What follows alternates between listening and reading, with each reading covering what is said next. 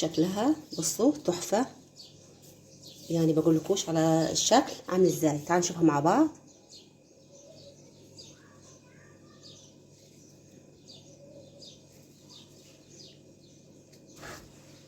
كده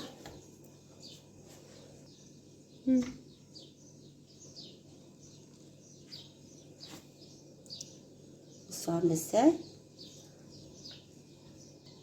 بصوا تحفه بجد. بصوا ناعمه ازاي، بتدوب في البوق بامانه، طعمها روعه يعني. بصوا جربوها، هتصدقوا كل كلمه انا بقولها لكم. بصوا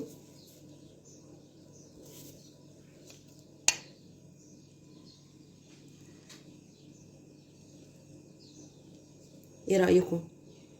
اتمنى الفكره، الطريقه لو عجبتكم تشتركوا في القناه وتفعلوا زر الجرس علشان يوصلكم كل جديد. في البدايه هنا انا جبت باكو كامل شوكولاته من النوعيه دي، كسرته بالشكل ده، هركنه على جنب. هنا جبت طاسه، هحط 5 معالق كبار سكر،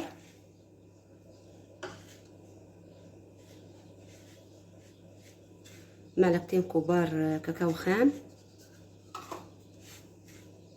معلقة كبيرة أو معلقة ونص نشا.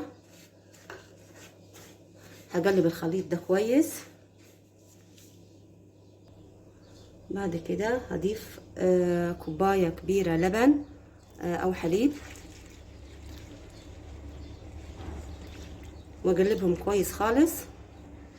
وبعد كده أرفعهم على النار.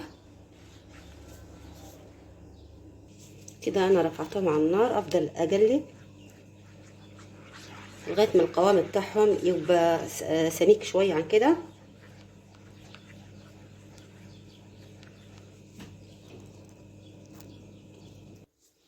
بس تمام كده، نزلتهم من على النار. بص عامل زي الشوكولاتة السايحة كده بالشكل ده. بعد كده هضيف الشوكولاتة اللي انا كسرتها في الاول واخليها تسيح. بعد ما تسيح والحاجات دي كلها يعني مش تبرد خالص خالص، يعني تبقى دافية كده. شوف هنعمل ايه. هنا جبت كيس من الكريم شانتيه، حطيت عليه نص كوباية مية ساقعة، وبعدين هشغل عليه. بصوا حبايبي، انا عاوزاه بالقوام ده. انا حطيت له ميه تاني، مش عاوزاه زي اللي احنا بنزين بيه الكيك. الكريم شانتيه ده خام، ما فيهوش سكر، عشان الشوكولاته هنا والسكر ده بدون سكر. بعد كده هضيف الخليط اللي انا عملته الاول ده هنا.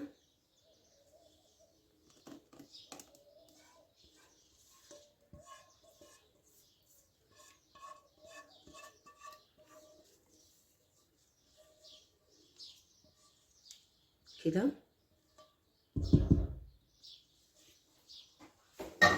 وبعد كده اضربهم تاني.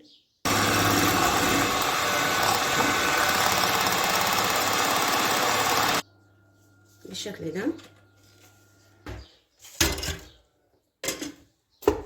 هنا انا معايا دي علبة كان فيها حلويات، ده طبعا خالص بارد تماما، عشان العلبة ما ينفعش تحط حاجة سخنة في علب بلاستيك زي كده، يعني بتجيب الامراض.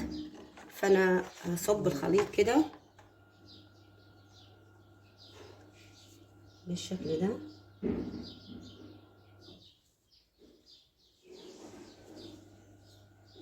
كده لسه فاضل معايا كمان. هقفل عليها بالعلبة كده واحطها في الفريزر ونشوفها بعد ما تتجمد. هنا انا حطيتهم في الفريزر تاني يوم اهي.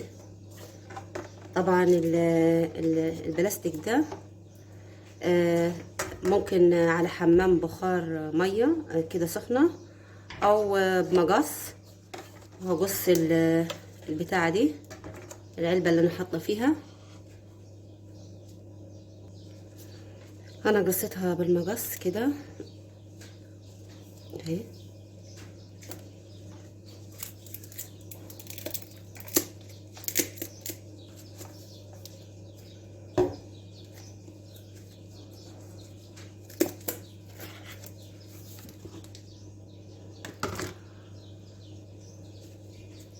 كده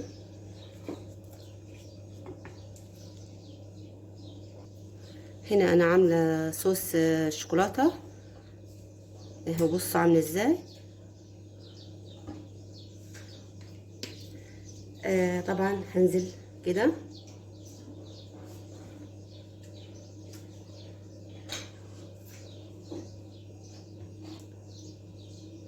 هغطيها طبعا بصوص الشوكولاته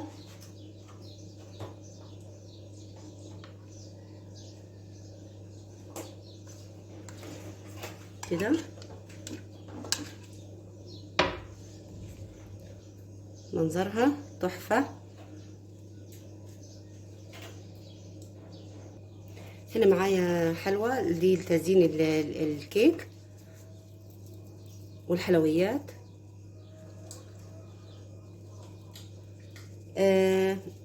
عادي لو مش معاكي عادي كده حلوة خالص. اي حاجة معاكي عادي تزيني بيها، زيني بيها